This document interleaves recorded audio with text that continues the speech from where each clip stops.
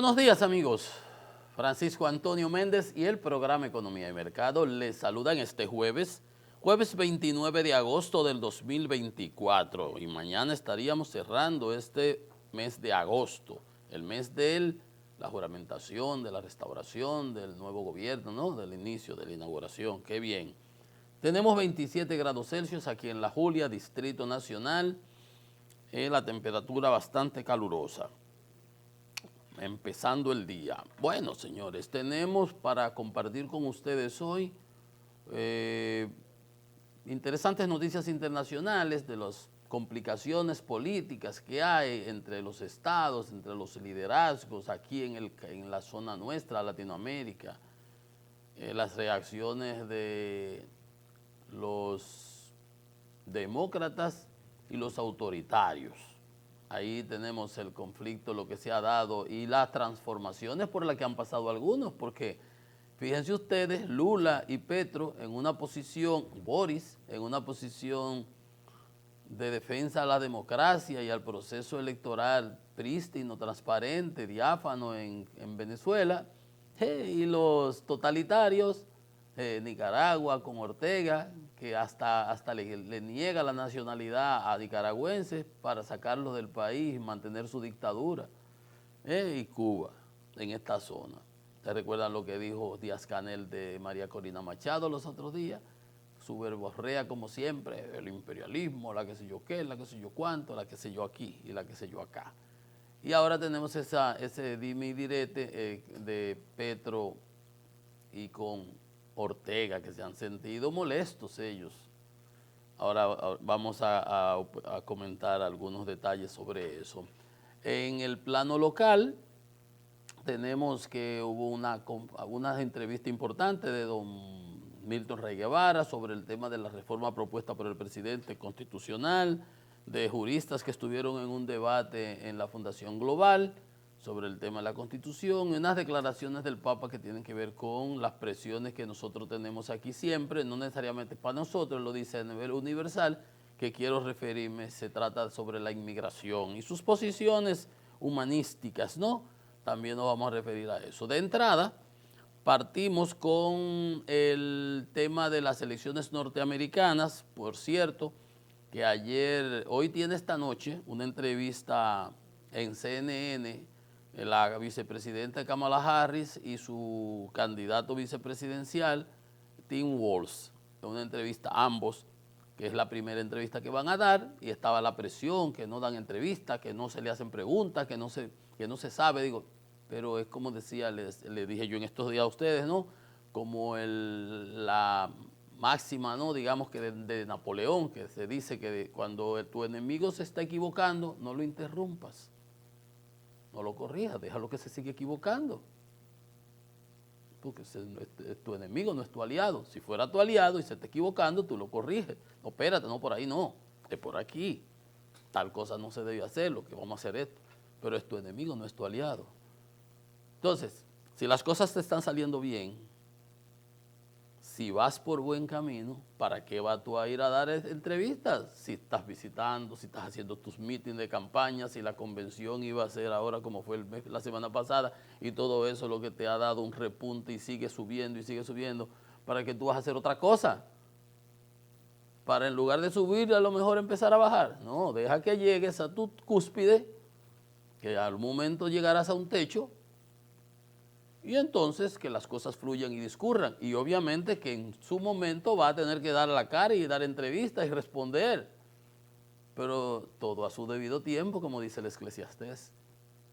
Y así es. Esta noche dan ellos sus entrevistas, van a responder preguntas y seguirán respondiendo preguntas. Que por cierto, en una interesante estrategia de campaña, se encuentran en Atlanta, Georgia, y van a visitar los suburbios, la zona de, digamos, ese interior, porque así como ustedes ven, entonces han visto el mapa cuando hay elecciones en Estados Unidos, que el medio es totalmente rojo, o sea, republicano, y las costas y en las grandes ciudades, azul, que son los demócratas, y así es que se dividen las elecciones, por eso es que se habla de los estados pendulares, que donde son, puede ser de uno, puede ganar de otro, y son 6 o 7, lo que están allá arriba en los Grandes Lagos, lo que se conoce como el Rust Belt, la zona industrial oxidada, Pensilvania, Michigan, Wisconsin, Minnesota también, Minnesota siempre demócrata, pero ha sido durante mucho tiempo. Está en lo que se conoce entonces el Sun Belt,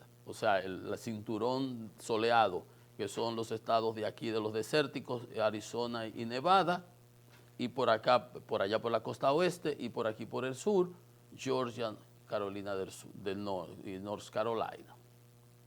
Entonces, están en ese tour con un autobús y visitando sitios y eso, llegando a lugares donde no se había hecho antes. Porque la estrategia, como le decía los otros días, así como en la guerra, esa incursión que hizo Ucrania en Kursk, para hacer que las tropas rusas tengan que desplegar esfuerzos de aquí hacia el otro lugar, eso igual pasa en las campañas electorales. Si tú tienes 200 millones para disponerlo en 10 lugares, tú vas a disponer, supongamos que en todo va a disponer lo mismo, va a poner 20 millones en cada sitio, en anuncios, en infraestructura, en oficina, en personal, etcétera, ¿verdad? Pero si en lugar de 20, yo ahora te hago defender 40 lugares, los 20 que tú tenías previsto, más 20 más que yo te abrí porque puedes perder en esos otros que se supone que ganabas, entonces tienes que distribuir tus, no va a poner 20, ya nada más va a poner 10 millones en cada lugar. Y esos son recursos, y los recursos siempre son escasos, aquí, allá y acullá. Entonces, ¿cuál es la estrategia en esos estados? En ese estado, Biden ganó en el 20 por 11.700 votos, que eran los que Trump llamó al secretario que tiene que ver con las elecciones para que le consiguiera esos votos, que por eso está sometido en el expediente, que no han dejado pasar porque lo han ido bloqueando para que llegaran las elecciones. En su momento tendrá que responder. Y la estrategia es no solamente ahora ganar en los sitios y activar a los demócratas que están muy motivados, tanto los negros como los latinos, como las mujeres, ¿verdad? Los white educated, los blancos educados, porque el Trump tiene su masa fuerte en esos blue collar, obreros, sin educación universitaria, en los suburbios donde está la gente educada. ¿Quién va a votar por este hombre? Que ayer atacó a Harris, a Kamala, con vulgaridades sexuales, diciendo que había subido, escribiendo y reposteando cosas en su red social, que había ascendido una señora, una dama que ha sido fiscal, procuradora, vicepresidente, y esas bajezas a las que él está acostumbrado. Pero nada de eso le da resultado, nada le ha dado resultado, y por eso es la desesperación, atacándola con asuntos sexuales, vulgaridades y disparates de eso, de que había ascendido haciendo favores sexuales, locuras de las que a él se le ocurren, y ellos no le hacen caso a eso porque no se pueden meter en ese dime y direte, donde él queda por feo él mismo. Entonces la idea de ellos es disminuir las ventajas en esos estados que son donde, digamos, donde los condados, Trump gana, siempre los republicanos ganan 70-30, por ejemplo, tratar de reducirlo. Si va a ganar 70-30, que no gane 70-30, sino 65-35. Disminuirle el margen. Y en los lugares donde ganan los demócratas, pues aumentar el margen. Si los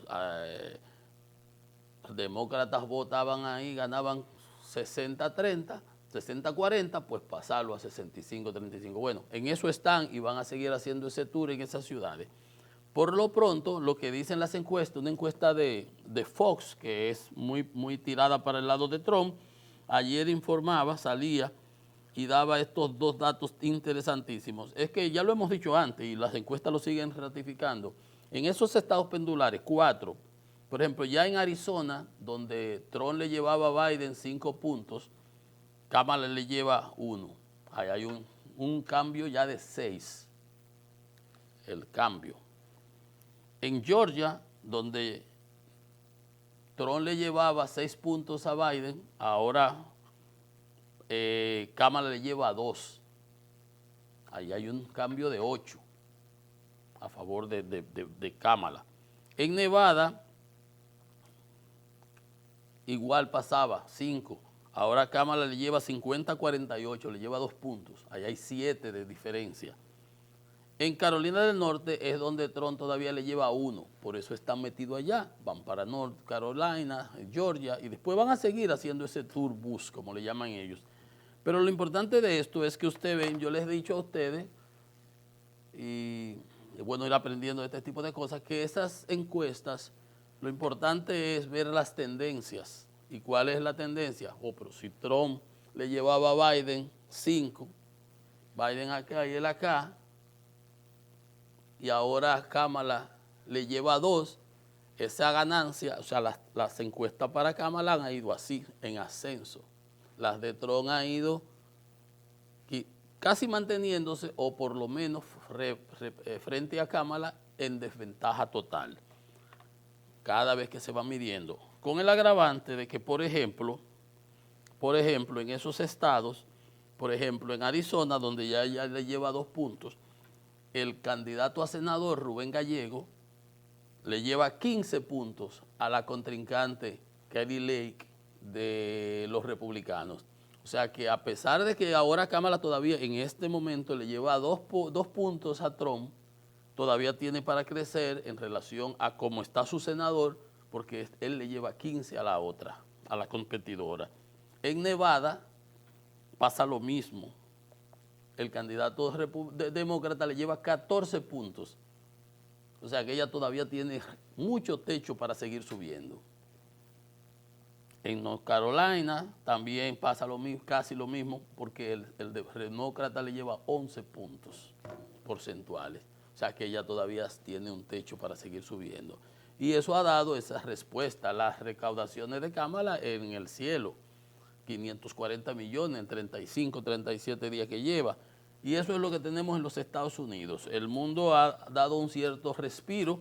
Por cierto, están unos delegados de Ucrania que fueron a Washington a reunirse con el presidente Biden y con la misma Kamala y con el mismo Trump, que son los futuros, ¿verdad?, presidente actual y presidentes futuros, para presentarle una lista de los lugares que ellos quieren que les permitan atacar bases militares dentro del territorio ruso, porque dicen que Rusia sigue atacándole y acabando con su infraestructura energética, para que le permitan atacar con los equipos norteamericanos, los ATACMS, los Storm Shadow, los misiles, y están en eso. Vamos a ver si le permiten, porque le han dado las armas y las municiones, pero le tienen los brazos atados en la espalda, que nada más pueden atacar cerca de la frontera, pero los rusos pueden atacar de allá lejos, mandarle, tirarle unas bombas que llegan hasta acá, y esto no pueden defenderse desde aquí atacándolos a ellos allá. Debieran permitir que ellos les reciproquen el favor, ¿no?, para que haya disuasión. Bueno, por otro lado, seguimos hablando de internacional, de los rusos. ¿Se acuerdan? Veíamos ayer lo de Telegram, por qué están quillados los rusos, que lo usan como objetivo, como instrumento militar, hasta para la localización de sus bombardeos, para mandarse información de inteligencia, y ese era el peligro. Pues ayer la Fiscalía, la justicia francesa, no la Fiscalía, la justicia, le impuso 5 millones de euros y le ordenaron su imputación por la totalidad de los cargos, que son como 12, ¿sabe? Fraude, pederastía y un sinnúmero de informaciones ahí. Bajo vigilancia judicial, con la obligación de depositar una fianza de 5 millones de euros y presentarse a la policía 2 veces por semana, y no puede salir de territorio francés. Por eso es que los rusos están quillados al extremo y dicen que es un hombre de ellos, tiene las claves de todos esos encriptamientos que ellos lo usan con fines militares. Permitir transacciones ilícitas, bandas organizadas, complicidad en estafas y en tráfico. Ahí vamos a ver cómo sigue eso. Entonces, aquí en el área nuestra, les decía, el tirijala que hay, ya los otros días era con Boris.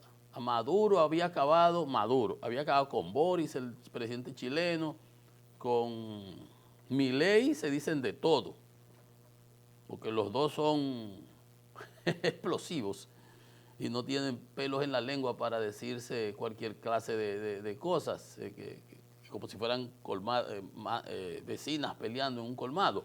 Pero el punto es que la posición de México Colombia y Brasil, los países más grandes, sacando por Argentina, de la zona, ha sido tratando de buscar una negociación, un consenso para que se busque una solución negociada a este fraude que ha ocurrido en Venezuela, que nadie cree los resultados. Pero se han parado, ¿verdad?, los totalitarios y sale respondiéndole Daniel Ortega, que es un dictador en Nicaragua, a Petro. Daniel Ortega le dijo que Lula y dice, así lo veo a Petro, pero el pobre Petro no tiene la fuerza que tiene lógicamente Brasil, que dice que Petro y Lula están compitiendo, oye tú, un freco como Ortega, un ratrero, asesino de dictador en todo Nicaragua, que están compitiendo quién va a ser el líder que va a representar a los yanquis en Latinoamérica. Vaya usted a ver. Pero es que no tienen razón y tienen que andar acusando.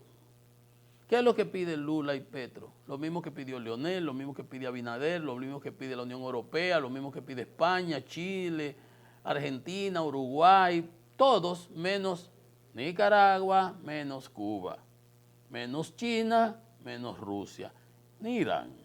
Vaya usted a ver. Lo mismo que piden los americanos. Todo el mundo está pidiendo que presenten las actas electorales desglosadas por mesa, cada mesa, 30.026 mesas, y que se permita una verificación independiente, porque esas actas, por suerte, tienen un código QR. Y esos códigos QR son como las huellas digitales, o como el iris de los ojos. Son únicos. Tú puedes presentar cualquier otro papel ahí, pero si no tiene el código QR, es otro, eso lo arreglaron. Este está aquí, este es el auténtico. Entonces, eso es lo que están pidiendo Lula y Petro para que se llegue a una negociación. No, y ahora van a perseguir, nombró a Diosdado Cabello para perseguir a todos, una dictadura. Entonces Petro le respondió a esas disparatadas de Ortega. Nos ha llamado a Lula da Silva y a mí arrastrados, solo porque queremos una solución negociada, pacífica y democrática en Venezuela. Y le dijo Petro que al menos no arrastro los derechos humanos del pueblo de mi país y menos los de mis compañeros de armas y de lucha contra las dictaduras. Él luchó contra la dictadura, todos lo apoyamos en contra de la dictadura de Somoza. Será una revolución muy romántica, entonces mire lo que ha salido usted. Ese es peor que Somoza, una rata. Entonces, oiga con lo que sale. Entonces le respondió Petro como debía responderle. Todo el mundo, nadie está, el golpe, la oposición, el golpe, ¿cuál golpe? El fraude de ustedes. 70-30 perdieron las elecciones y se la quieren robar. Y podrán sacar a todos sus focas a vociferar que viven del presupuesto de PDVSA, que es lo único que le queda a Venezuela. Porque todo lo otro lo han destruido. Para masacrar al pueblo y tener que hacer que la gente se tenga que tengan que emigrar, como hay más de 7 millones de venezolanos emigrados. Para eso es que ustedes quieren el poder. Entonces, esas son las cosas que uno tiene que definir en qué lado de la acera está. En qué lado de la acera se coloca. Bien dicho por Petro. Entonces, aquí en el país, el Caribe nos dice que la minería está de capa caída mientras la construcción y las zonas francas se expanden. Fue lo que vimos ayer con el crecimiento de la economía. El gobierno estudia reforma a la ley de función pública, dice Freud, que van, Edmund Sigmund Freud, que van a reformar varias instituciones, ministerios, etcétera, etcétera. Eliminarán vertederos que orillan el canal de Baní, está muy bien. Rey Guevara en desacuerdo con reducir diputados, eso está en la primera plana del Listín Diario. Y en el Diario Libre, imputaciones de seducción de menores se denuncian por cientos, superan las 1.100. Han fusilado 3 de esos pederastas, a ver si cogen cabeza, que va, no cogen cabeza nada. El 70% de los dominicanos desconfía de otras personas. Vicepresidente pide a la población que pague la luz. Ese es un comentario que yo lo voy a trabajar en unos instantes, yo voy a comentarlos. Legisladores se enfrentan a Abinader por la reducción de los curules. Vamos entonces a entrar en materia. Pero antes de eso, como el tema de nosotros siempre es migratorio, y yo le tengo un gran cariño al Papa Francisco, tocayo, ¿verdad? Que se puso ese nombre, San Francisco de Asís. Eso es una broma. El Papa siempre tiene unas declaraciones muy interesantes por su humanidad y su manera de ser y sus cosas, pero recuerdo yo que en la Biblia habría aquello de al César lo que es a Dios lo que es de Dios y al César lo que es de César, cuando le preguntaron a Jesús sobre el asunto aquel de los impuestos y las monedas y etcétera, ¿no? El Papa habla de cosas, dice, rechazar los migrantes es un pecado grave, entonces no iremos al cielo. Tenemos que cargar con los inmigrantes que lleguen. Los nórdicos de Dinamarca, Noruega, Finlandia, Islandia, que están hasta aquí con esos migrantes que han llegado, que no se asimilan a la sociedad, que viven como rémoras, que lo que hace es aprovecharse de los beneficios del estado de bienestar que pagan esos países, con el impuesto que pagan los ciudadanos de esos países, creando bandas, creando gangas, en la delincuencia, lo que no se había visto allá, y están hasta aquí, hasta el garete en esos países. Entonces van a cometer pecado porque ellos están contra los migrantes. Porque lo que pasa es, como yo les digo, que el corazón de la Ullama nada más lo conoce el cuchillo. Está muy bonito para el Papa y sus jesuitas aquí que andan propugnando por la unificación y los haitianos, como hay mucho baboso por ahí, oía uno ahí diciendo que los haitianos deberían tener un senador y un diputado aquí, buen baboso. Hay gente que anda buscando, pero no se crean, esas son cosas que empiezan como candelita por abajo, pero un baboso ahí de la televisión o la radio. Entonces, él habla porque el Mediterráneo, obviamente, esos africanos que vienen, los sirios y afganistanos, atraviesan, muchos naufragan y todo lo que usted quiera, como naufragan aquí los que van a Puerto Rico, en Yola. Pero abogó por ampliar las rutas de acceso seguras y legales para los inmigrantes, facilitando el refugio, lo mismo que quiere la Organización de Migraciones y ACNUR.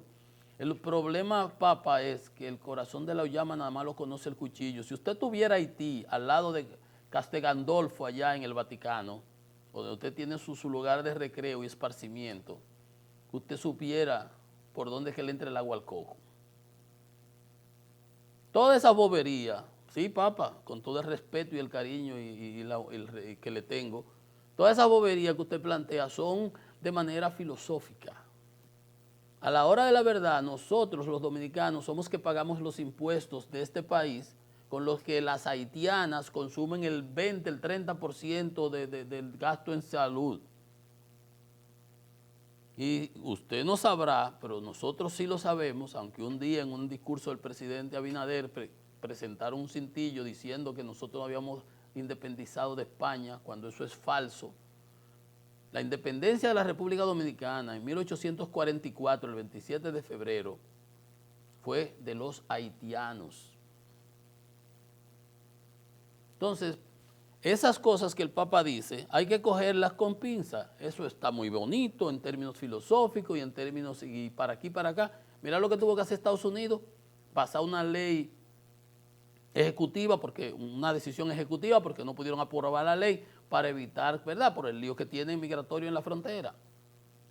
Entonces, lo que diga el Papa y lo que no diga con relación a la migración y lo que digan los curas nuestros en las iglesias está muy bonito.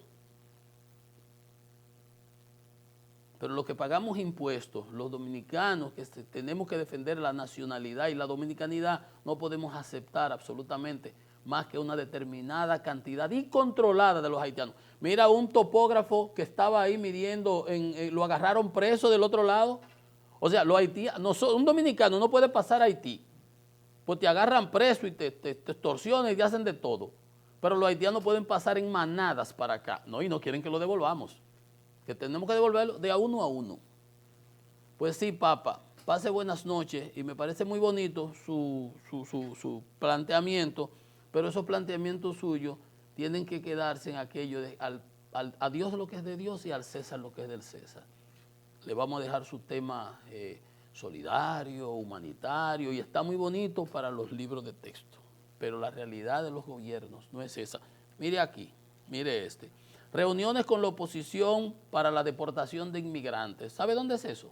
En Alemania.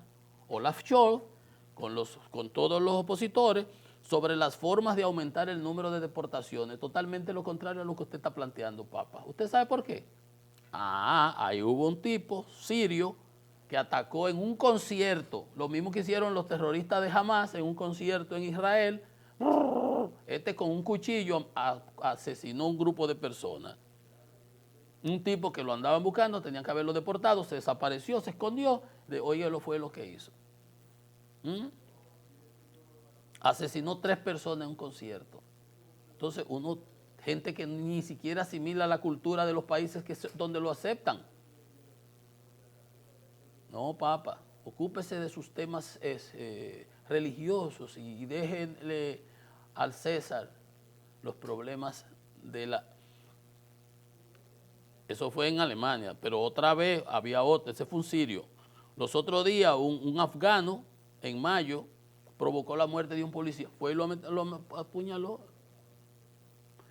Miren, yo una vez vi un video para una Navidad, en Berlín creo que era, en un mall, el árbol de Navidad y todas las cosas, y llegó un tipo de esto, un islamista de esto, y cogió creo que un bate y empezó a romper el árbol porque eso no se puede celebrar.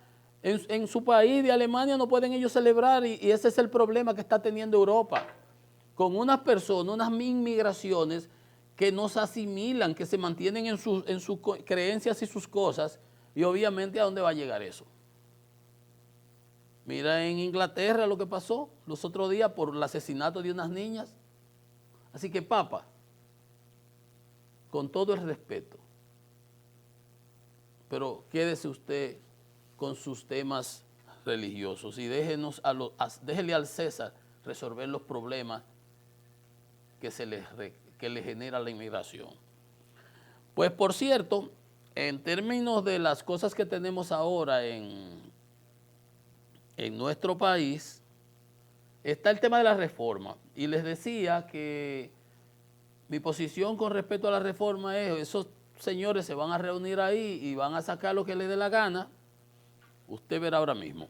Rey Guevara dice que apoya proteger las reglas de elección pétrea y ese tipo de cosas, pero está en desacuerdo con los 2 años para el procurador, que le parece bien que se nombre por el Consejo de la Magistratura, pero dice él que debe ser por un decreto del gobierno y ratificado por el Poder Legislativo. Eso así pasa en Estados Unidos.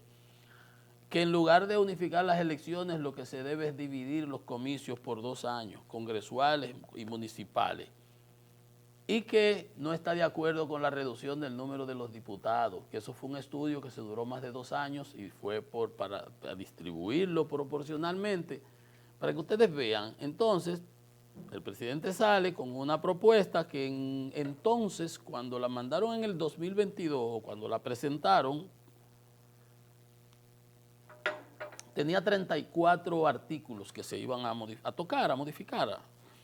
En esta solamente hay 10. Usted dice, bueno, pues está bien. Digo, no, para que vea que no es un asunto, que es como un asunto como que está como que a la carrera. De hecho, se manda la propuesta, se da a conocer, se riegan los fiscales, ¿ustedes recuerdan? Se riegan los fiscales hasta que doña Miriam nos manda una carta y dice, a mí no me han llamado, ni me han consultado, ni me han preguntado sobre eso. Yo no he dado opinión. Se arma el lío. ¿Cómo así? Pues la querían coger de preservativo para pasar aquello de que se iba a quitar de la Constitución el tema del nombramiento del Consejo de la Magistratura para ponerlo por una ley. Una ley se quita y se pone. Entonces luego eso se saca. Otro ejemplo más de que aquí hay algo como que va a la carrera. Le preguntaban hoy a doña Ginés Burnigal, la senadora, sobre la reforma y dice, mire, yo hubiera preferido que eso se hubiera presentado dentro de 1 año, 2 años. Tenemos muchos problemas ahora mismo, la educación, ahí veo yo, Yo le decía, vamos a esperar con la educación. Ahí vi ahora, salió, lo vi aquí en las redes, en San Francisco dando clases debajo de una lona a unos niños. Yo dije, vamos a esperar porque siempre todo está muy bien y después empiezan las quejas y empiezan a salir los reportajes. Entonces, yo les digo que mi miedo siempre ha sido ese.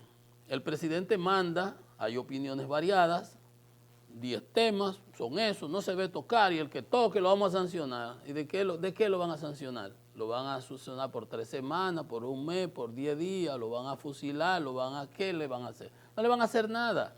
Ustedes saben el diputado aquel que dijo las barrabasadas que dijo los otros días, ¿se recuerdan? Que lo iban a sancionar. ¿En qué? Nada.